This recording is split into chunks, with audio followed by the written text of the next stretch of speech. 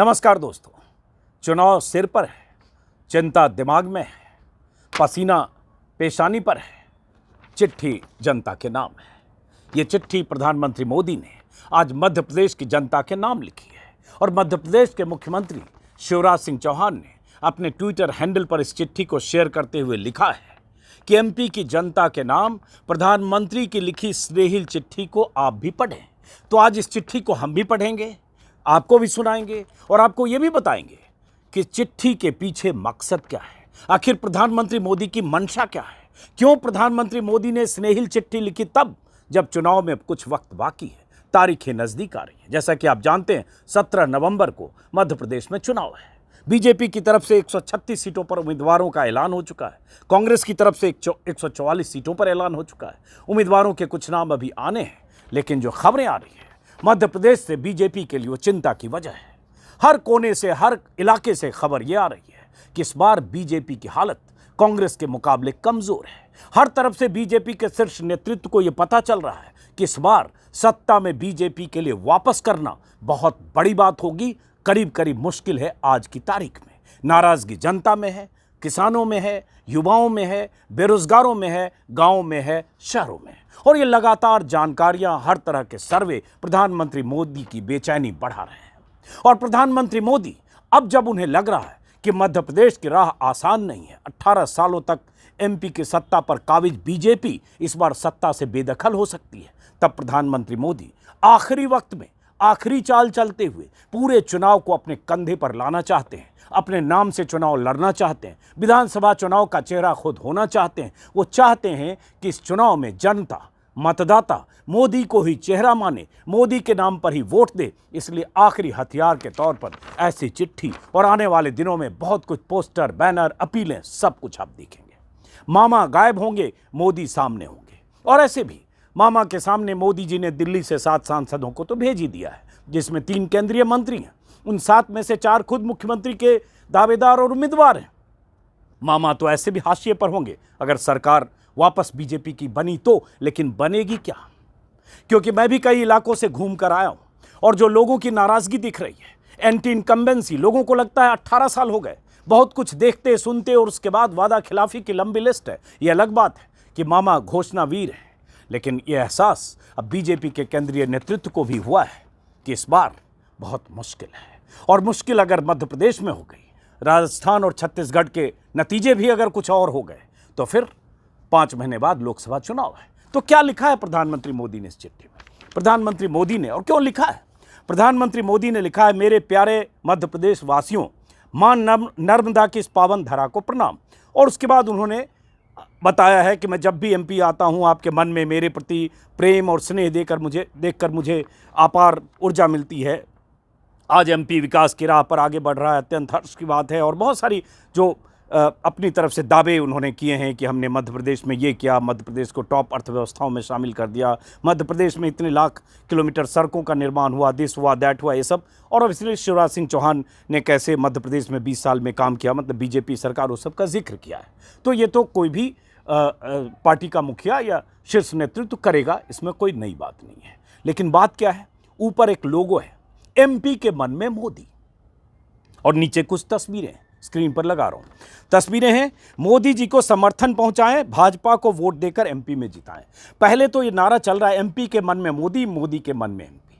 तो एमपी के मन में मोदी जैसे ही ये कहते हैं, वैसे ही एमपी के मन में शिवराज तो आउट हो जाते हैं। मतलब मोदी ने इस चुनाव को, ऐसे हर चुनाव में चेहरा बनने की कोशिश करते हैं, या चेहरा बनते हैं या चेहरा उन्हें बनाया जाता है। जहां शिकस्त मिलती है, जहां हार होती है, हार का ठीकरा फोड़ने के लिए नए लोग तलाश लिए जाते हैं या उस राज्य का नेता, नेतृत्व या जेपी नड्डा मिल जाते हैं। लेकिन जहां बीजेपी जीतती है, वहां जीत का पूरा सेहरा मोदी जी के माथे पर बांधा जाता है। पार्टी मुख्यालय में मोदी जी आते हैं, बड़ा सा 100 किलो का हार मोदी जी के गले में डाल दिया जाता है। मुश्किल से उसमें एक तरफ जेपी नड्डा के लिए थोड़ी जगह मिलती है, एक तरफ अमित शाह के लिए जगह मिलती है, लेकिन वो जीत की तस्वीर होती है। हार के वक्त मोदी भी गायब होते हैं, जेपी नड्डा भी गायब होते हैं, अमित शाह भी गायब होते हैं और राज्य नेतृत्व पर उसका ठिकरा फोड़ा जाता है। यहां अब सवाल यह है कि अगर मोदी जी सीधे सीधे मध्य प्रदेश का चुनाव अपने नाम पर लड़ रहे हैं, शिवराज सिंह को एक तरह से किनारे किया गया। शिवराज सिंह भावनात्मक अपीलें अपनी योजनाओं को लेकर, लाडली बहन योजना को लेकर, उन्होंने जो काम किया है 18 सालों में या 16 साल में, खुद 2 साल बाद मुख्यमंत्री बने थे शिवराज सिंह चौहान, उसका जिक्र बार बार करते हैं। ये अलग बात है कि एमपी जब प्रधानमंत्री मोदी की रैलियां हाल के दिनों में हुई भोपाल और ग्वालियर में, मंच पर शिवराज सिंह चौहान मौजूद थे, लेकिन प्रधानमंत्री मोदी ने शिवराज सिंह चौहान की किसी योजना का जिक्र नहीं किया, यहां तक कि उस योजना का भी जिक्र नहीं किया जिसका नाम लाडली बहन योजना है, जो शिवराज सिंह चौहान के लिए लगता है कि उनके लिए गेम चेंजर अगर कोई योजना होगी तो वही योजना होगी। तो एक तो वो स्थिति। नीचे इसमें क्या है, तस्वीर। और जब ये कहते हैं एमपी के मन में मोदी, तो किसके किसके मन में मोदी, और मोदी के मन में एमपी, तो कहाँ कहाँ मोदी के मन में कौन कौन राज्य, जिस राज्य में होंगे उस राज्य के मन में मोदी होंगे, या मोदी के मन में वही राज्य होगा। नीचे तस्वीरें हैं जिसमें बीच में प्रधानमंत्री मोदी हैं, और उसके बाद एक तरफ 5 तस्वीर, दूसरी तरफ 6 तस्वीर, जिसमें शिवराज सिंह चौहान और जेपी नड्डा दाएँ बाएँ हैं। फिर नरेंद्र तोमर हैं जो केंद्रीय कृषि मंत्री, जिन्हें मुरैना जिले की एक सीट दिमनी से विधानसभा चुनाव में ठेल कर भेज दिया गया लड़ने के लिए, जो 15 साल से सांसद हैं, केंद्रीय कृषि मंत्री हैं, 9 साल से मोदी सरकार में हैं, और उन्हें भेजा गया ज़बरदस्ती दिमनी में लड़ने के लिए। उनकी तस्वीर है ज्योतिरादित्य सिंधिया, जिनके बारे में कहा जा रहा है कि उन्हें भी शिवपुरी से चुनाव मैदान में उतारा जा सकता है। गुना से पिछली बार हार गए थे और उसके बाद बीजेपी में आए, उसके बाद कैसे सरकार गिरी मध्य प्रदेश की, और कमलनाथ बाहर हुए सत्ता से, शिवराज सिंह चौहान आए और बीजेपी के लाडले हैं, केंद्र में मंत्री हैं, राज्यसभा सदस्य हैं ज्योतिरादित्य सिंधिया। उनकी जिम्मेदारी चंबल बिहाड़ इलाके में या ग्वालियर इलाके में है कि बीजेपी को अधिक सीटें दिलवाएं, लेकिन वहां बीजेपी की हालत आज की तारीख में पतली है। अब मोदी जी रैलियां करेंगे, अगर मोदी जी के मन में एमपी है, एमपी के मन में मोदी हैं, और मोदी इस तरह से प्रचार करेंगे तो क्या तस्वीर बदलेगी, वो आगे की बात है। आज की तारीख में हालत खराब है। ग्वालियर चंबल इलाके में मैं अभी होके आया हूँ, पिछली बार 34 सीटें अगर ग्वालियर चंबल संभाग में है, 34 में से 27 कांग्रेस जीती थी, सिर्फ 7 बीजेपी जीती थी। अलग बात है उपचुनाव में कुछ सीटें फिर बीजेपी को मिल गई, चूंकि दल बदल हुआ। तो बहरहाल ज्योतिरादित्य सिंधिया, नरोत्तम मिश्रा, दतिया उनके इलाके में भी गया था, गृह मंत्री हैं। दूसरी तरफ कैलाश विजयवर्गीय, प्रहलाद पटेल, और मेरे ख्याल से फग्गन सिंह कुलस्ते हैं शायद। प्रहलाद पटेल को भी केंद्र में मंत्री हैं, उन्हें भी चुनाव लड़ने भेजा गया। कैलाश विजयवर्गीय के महासचिव हैं पार्टी के, उन्हें भी भेजा गया। उन्होंने दुखड़ा खुद ही रोया कि मैं चुनाव नहीं लड़ना चाहता हूँ। लेकिन खास बात क्या है इस चिट्ठी में, नीचे लिखा गया है, मोदी जी को सीधा समर्थन पहुंचाएं, भाजपा को वोट देकर एमपी में जिताएं। और मोदी जी ने अपील की है कि मुझे मध्य प्रदेश से मेरा विशेष जुड़ाव रहा है। जैसे 14 और 19 के लोकसभा चुनाव में मुझे असीम स्नेह देते हुए भाजपा को अभूतपूर्व विजय आपने दिलाई थी, उसी तरह से इस विधानसभा चुनाव में भी आप मुझ तक सीधा समर्थन पहुंचाएंगे। मतलब मोदी जी कह रहे हैं सीधा मुझ तक समर्थन पहुंचाएं, मामा माइनस बाकी कोई नहीं, सीधा मुझ तक। अगर सीधा मुझ तक समर्थन पहुंचाएंगे प्रधानमंत्री मोदी, चिट्ठी लिखकर कह रहे हैं, इसका मतलब सीधे सीधे सिर्फ और सिर्फ मोदी चेहरा है, बाकी दाएं बाएं है। नीचे, और ये भी अटूट विश्वास के चलते फिर इस बार डबल इंजन की सरकार बनाएंगे। डबल इंजन की सरकार अगर बनी, पहले तो डबल इंजन की सरकार को लेकर कितनी नाराजगी है, लगातार आप यूट्यूब पर देख रहे होंगे, मुख्यधारा के चैनल में वो सब दिखता नहीं है, लेकिन सर्वे के नतीजे जितने आ रहे हैं वो सब भी बीजेपी की रवानगी की दिशा दिखा रहे हैं। लेकिन अगर डबल इंजन बनी, इफ एंड बट में अगर बनी, तो फिर उसका मुखिया कौन होगा पता नहीं। ये जो चेहरे दिख रहे हैं उनकी चिट्ठी के नीचे, उनमें से कोई हो सकता है, 4-5 में से। मामा की गुंजाइश कम है, ऐसा बहुत सारे लोगों का मानना है कि मामा पर इतना भरोसा होता तो इतने चेहरे को मोदी जी ने भेजा नहीं होता। इसका मतलब मामा पर भरोसा नहीं है, तभी 6-7 सिपा सालार वहाँ कूदे हैं। हो सकता है कुछ और लिस्ट आए, उसमें कुछ और केंद्रीय जो नेता हैं वहाँ जाए। अब नीचे क्या है, संकल्प लेने के लिए एक नंबर दिया है, उस नंबर पर मिस्ड कॉल करें। नंबर क्या है, डायल करके देखते हैं कैसे संकल्प लेंगे, क्योंकि मोदी जी की तरफ से गया है।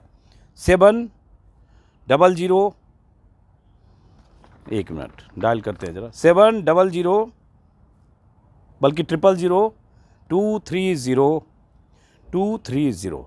इस नंबर पर जो भी कॉल करेंगे वो संकल्प लेंगे मिस्ड कॉल से, और मोदी जी को सीधा समर्थन पहुंचाएंगे। तो मेरा मकसद समर्थन पहुंचाना नहीं है, मैं एमपी का वोटर भी नहीं हूं, वो मेरा काम भी नहीं है। मैं तो देखता हूं कि ये जब इस नंबर पर डायल करते उधर से आवाज़ क्या आती है, हम सिर्फ उसको चेक करते कि कैसे ये संकल्प लिया जा रहा है और कैसे समर्थन पहुंचाया जा रहा है। हालांकि इसमें लिखा हो मिस्ड कॉल करें, तो मिस्ड कॉल ही जाएगा, इसमें कोई उठाएगा नहीं शायद। सारे मिस्ड कॉल गिनती हो जाए, हो गया टक, एक मिस्ड कॉल गई कट। अब क्या ये मान लो 10 बार मैं अगर कर दूं तो 10 मिस्ड कॉल होगा। तक।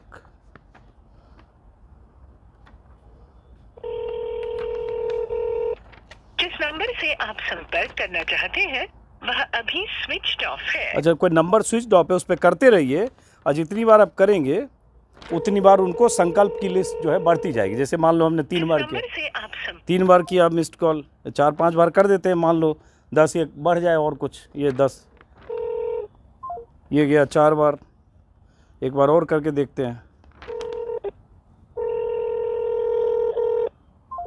तो ये सब गया नंबर।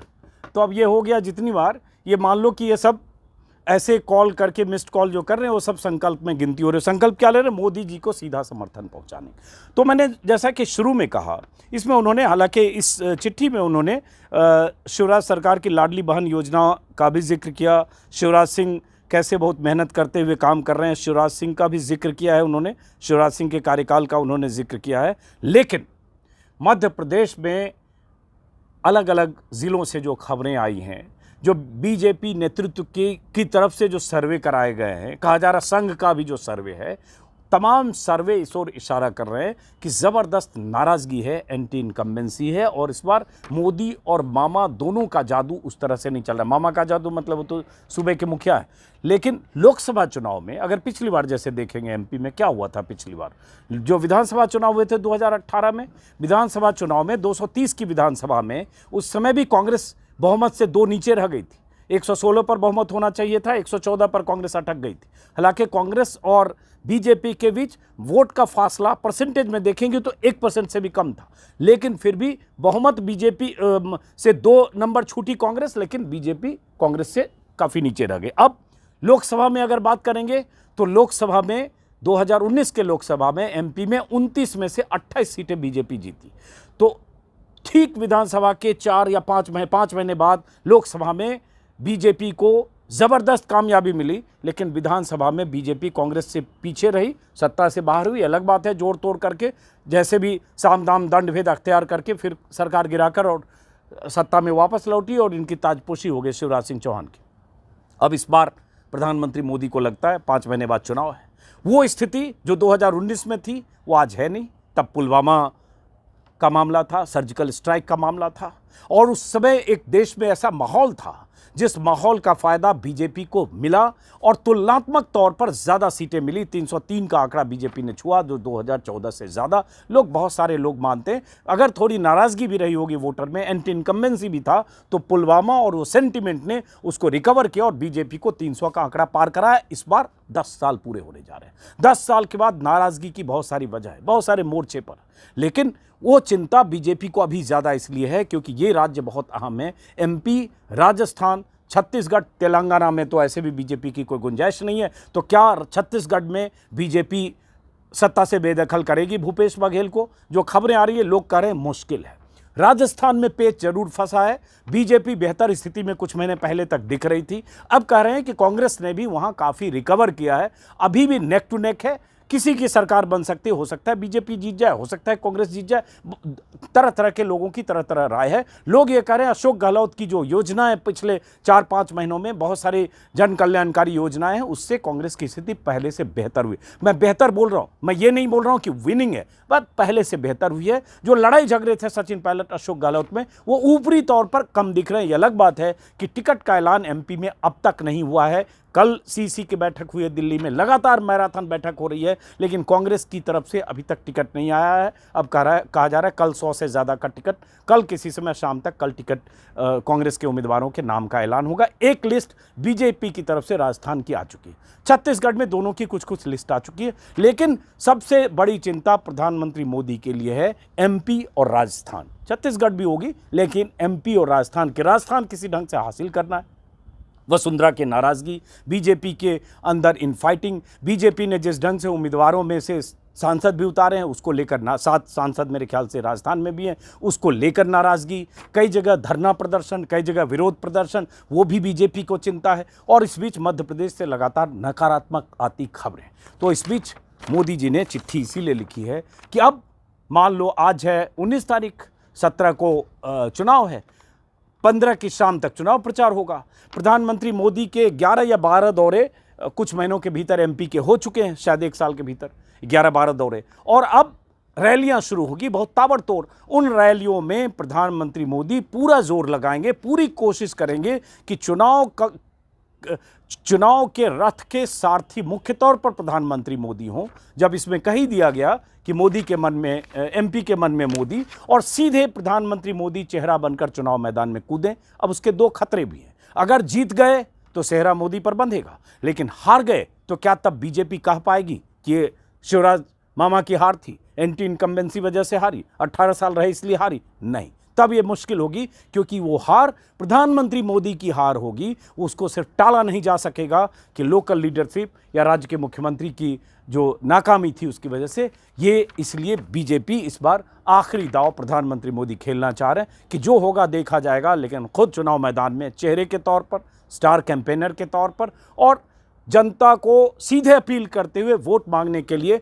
खुद एक सामने चेहरे के तौर पर प्रधानमंत्री मोदी ने उतरने का ऐलान कर दिया इस चिट्ठी के साथ। वैसे जो लगातार जिस ढंग से भाषणबाजी हो रही है उससे भी यही दिशा दिख रही थी। तो बहरहाल इस चिट्ठी में और कुछ खास है नहीं, सरकार की योजनाएं जो बताई गई है वही सब है जो मैंने जिक्र किया, और ऑब्वियसली जो पिछली सरकारों ने कुछ नहीं किया उसका जिक्र किया। और प्रधानमंत्री मोदी की इस चिट्ठी को मामा शेयर कर रहे हैं, जिसमें एमपी के मन में मोदी है। अब आप देखिए कि अगले 15 तारीख जब रैलियां होती है तो क्या दिशा होती है, चुनाव प्रचार की दिशा क्या होती है, घोषणा पत्र और वादों की झड़ी सामने आ रही है। अब देखना है जनता क्या फैसला करती है। फिलहाल इस वीडियो को ख़त्म करते हैं। मैं लगातार चुनाव में घूमने का सिलसिला जो मैंने शुरू किया है, एमपी के दतिया, ग्वालियर और मुरैना इलाके में गया, राजस्थान भी जाऊंगा, एमपी के बाकी इलाकों में भी जाऊंगा। लगातार आप मुझे ग्राउंड में देख सकेंगे, कोशिश करूंगा मैं। फिलहाल इस वीडियो को ख़त्म करता हूं, फिर मुलाकात होगी। नमस्कार।